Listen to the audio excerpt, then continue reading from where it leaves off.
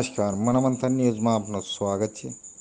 મહીસાગર જિલ્લાના સંતરામપુર તાલુકામાં આવેલ ચિતવા ગામના રામદેવ યુવક મંડળ જે દર વર્ષની જેમ આ વર્ષે પણ માતાજીના રથ સાથે નાચતા કૂદતા અને બોલમાળી અંબે જય જય અંબે એવા નારા સાથે ચિતવાથી અંબાજી પગપાળા પહોંચ્યા હતા.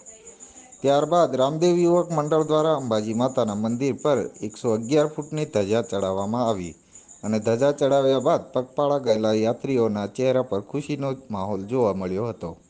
મનોમંથન ન્યૂઝ વનરાજસિંહ ખાટ, માલપુર.